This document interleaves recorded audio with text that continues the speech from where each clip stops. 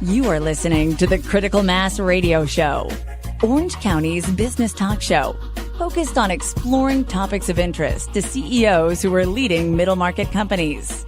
With your host, Richard Franzi. Hello and welcome to this edition of Critical Mass Business Talk Show, Orange County's longest running business talk show. And yes, I am your host, Rick Franzi. And boy, do we have a good show planned for you today. Why do you ask? Because Salman Ghani is our guest. He is the co-founder, chief executive of My Driver Book. And our focus for today's show is the life of an early stage entrepreneur. So Salman, welcome to the show. Thank you very much. Thank you, Rick. Looking forward to it. Yeah. So let's, since you're a co-founder, I always like to start the interview when I have a founder, co-founder on the show with the original inspiration that you had, the motivation to launch My Driver Book. Can you take us back in time and talk about kind of your origin story? Yeah, Rick, thank you very much. First of all, I have got a lot of experience or exposure with the technology for many, many years. I call myself a technologist. And then over the last 10, 12 years, I built quite a lot of expertise in the compliance while working with the different companies, working with the banks. So built quite a lot of interest actually in the compliance side of the things. So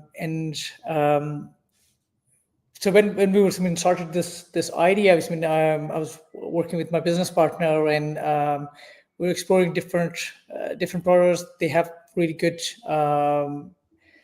understanding about the trucking industry, and obviously I have got a lot of experience in the technology and the compliance. And we thought that this is an area where we can actually solve some real world problems, because we identified some really good pain points which the people are facing in this specific industry, and we thought that we can definitely help these, especially with our customers, which are the trucking companies, so we can help them simplify and bring some efficiencies in their day-to-day operations. I always find it interesting when I'm talking to a founder or co-founder, especially someone with your background, as I understand it, which was large companies. You know, is this your first pure entrepreneurial venture? I have done a couple of ventures when I was in London back in the days. I've done a couple of ventures. In California, this is the first one. Yeah. So early stage. Have you and your partner recognized any necessary pivots or small changes to the business plan? Kind of what's happened since you've launched My Driver Book? Any pivots? Yeah, pretty good question. So when we started My Driver Book, our core idea was to solve the compliance side of the things in a way that the industry was working. But as we all know, that things are changing dramatically, especially in the technology side, with the advancements are happening on the AI front. And we noticed that the AI was becoming more of a reality than just a buzzword.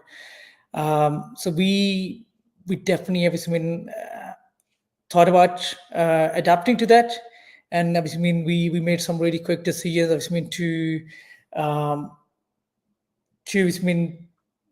build our product, our offerings around AI, and so we are now doing pretty much actually aligned to AI, and looking to automate as much as we can to just to still simplifying the same and solving the same problem, but change dramatically in terms of how we're going to solve those things.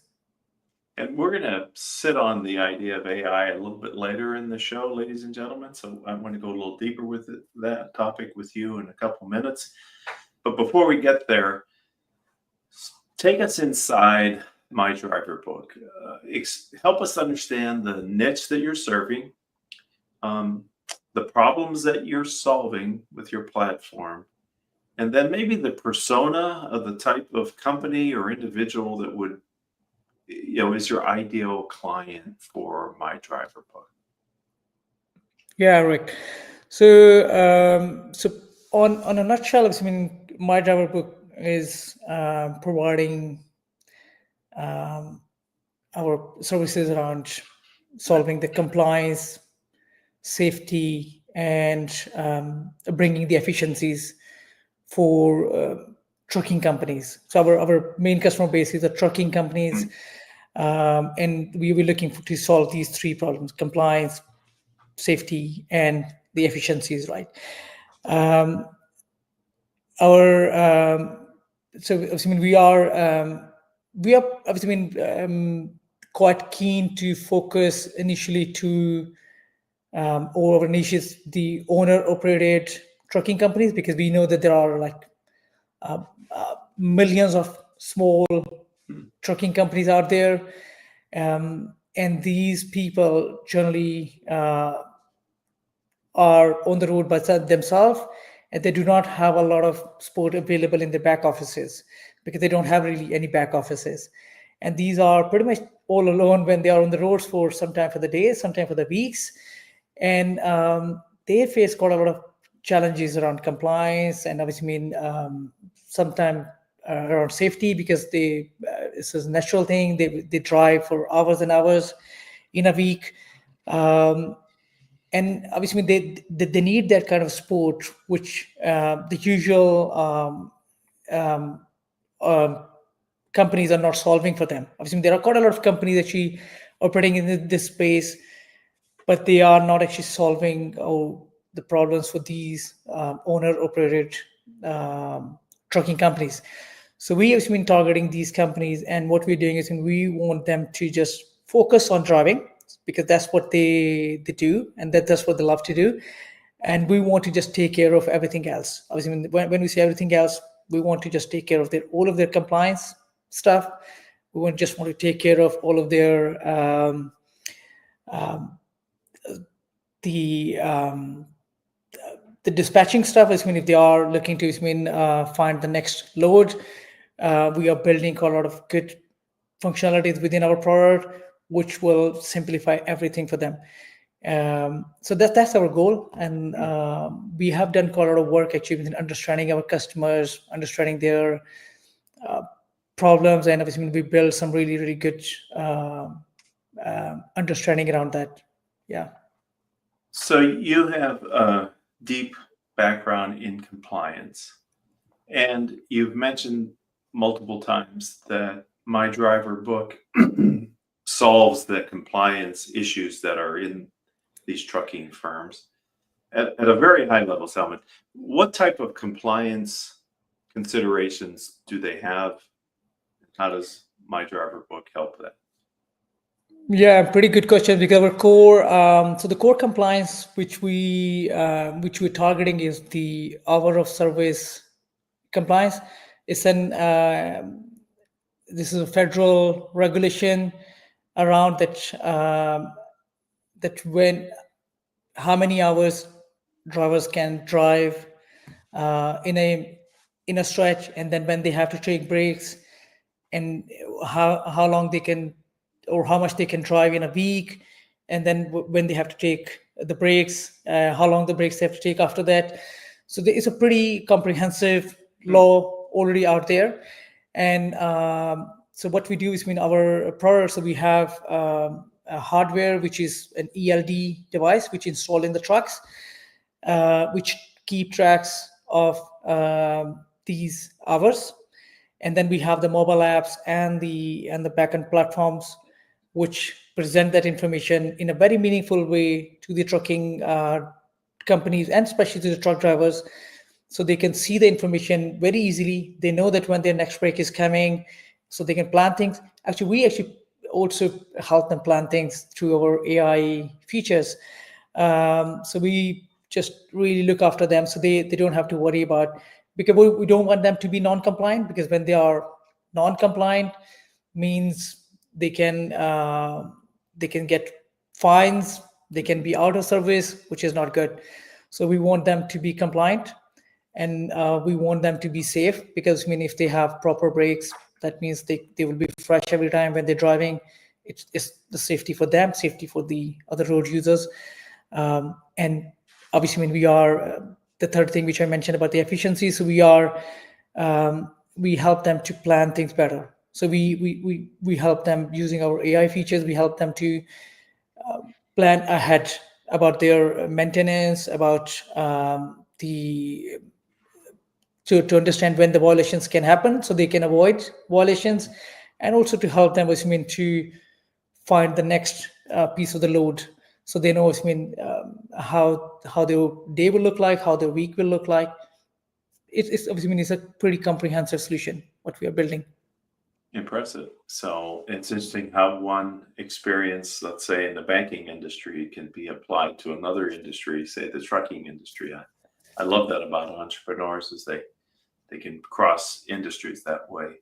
Let's turn you a little, excuse me, different direction, and think about and maybe share with us a piece of business advice or something that was told to you that you have found valuable being in business and an entrepreneur that you could share with my audience.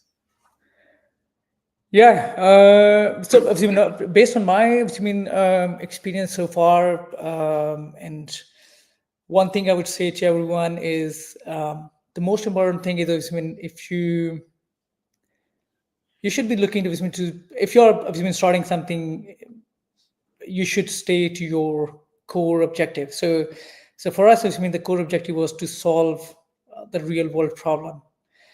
And then we are sticking to that, no matter even if you have a pivot to change and go in the AI side, we still looking to solve the same problem, obviously in a better way. In obviously we want to help the drivers way more than we initially planned, but still trying to solve the same problem. So you have to keep your goal in front of you all the time. Your objectives should be there.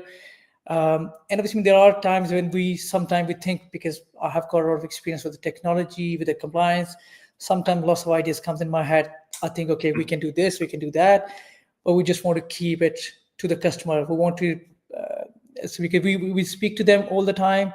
We understand their pain points. And instead of just doing the things which we think could be right, we just keep things very customer centric. So it's a customer focused approach which we follow. And I think that's what I say to everyone. Keep it close to your objectives all the time. I love that. That ties in well with the earlier question about did you have any pivots to the business? Because that's what I find in the early stage. The market's talking to you, maybe investors are talking to you. There can be a lot of defocusing that can go on. So I really appreciate your piece of advice. In this role as a co-founder and now CEO, have you ever felt a little isolated or maybe a little alone in this mission that you've taken on as an entrepreneur? Yeah, I think it's I think it's a thought for everyone who's an entrepreneur comes up. I believe this comes to their heads, especially in the early days, because you're building the team in the startups. You have a smaller team, or sometimes you're alone. We started from a very small team, and you have to make a lot of decisions. I think sometimes that your decisions can have impacts, right? And so you feel you feel empowered, but at the same time, there are fears that if your decisions go wrong, it can have some consequences for your plans, for your business. I know, if you're working in a big corporate, then you still have responsibilities, but it's different, right? It's your decisions. That there are other people you can support, right? So in this case, I think it's definitely you have more. You need to have more trust in yourself, and then I always I'm pretty lucky, I would say, that I have a good support available from the people around me, and I always ask them if there is anything, because it's always good to have a collaborative decision wherever we can within the team. Yeah. It seems like you do have people that are supporting you. I see that we just had a comment from Facebook. If Haley, you could bring that back.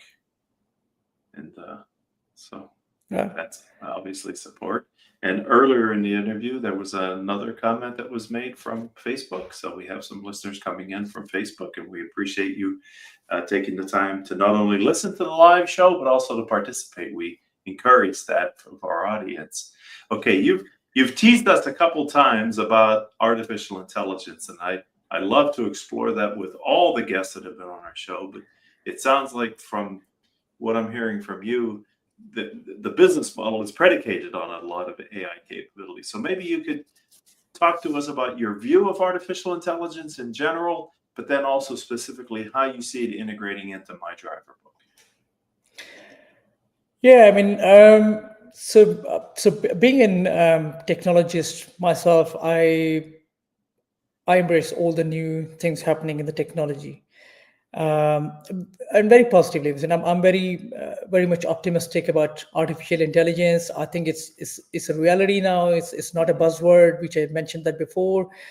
And I know, which means there is a lot of debate happening. I mean, I came from Europe. There is a lot of debate already happening about the ethical implications of the artificial intelligence and how it's going to impact us socially. But if we use it for the benefit of the humankind, I think there are really, really exciting times ahead of us. And we can definitely make things a lot better for us and for the people around us. We obviously embrace artificial intelligence for driver book passionately. We found some really, really good use cases where we thought that, and we have done a lot of research homework on that, especially for our customer base. We think these features will make life a lot easier. It will. So we are building, for example, AI compliance manager. It's a role which we call it a co-pilot for our drivers. And what this means is that, as mentioned before, we want drivers to just focus on the road, just want them to drive, and we'll just take care, because we can anticipate when the violations are happening, and we can actually avoid those violations while they are just focusing on driving. We can also help them deal with all the other compliance issues. The standard vehicle drivers have to do quite a lot. They have to think about their trucks. They have to think about their own compliance. We just look after everything, and that the whole purpose is so they can just stay focused on the driving, attentive on the road, and driver book can then take care of everything else. So as you were sharing that, I saw several other comments come in. And Haley, if you could maybe go in reverse order or any order, there you go. There's positive support again. This is great. You do have a community of friends and business acquaintances, I assume, that are out there who are supporting your efforts. So that makes that feels good as an entrepreneur, doesn't it, to know that you have a community that care about you? No, I think I love to see some of these comments. So I can recognize some of these. The name here is I think it's important to have that kind of support group. I think that definitely motivates you. Yes. And really encouraging. Yeah. So let's talk about the future in the time that we have left, Salman. You're early. We said this was the life of an early stage entrepreneur. So tell us your grand vision for My Driver Book.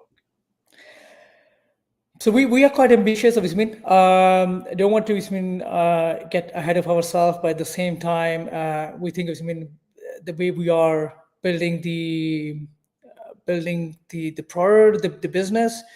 And if we keep our focus right to keep it customer centric, we can actually do quite a good stuff for our customers.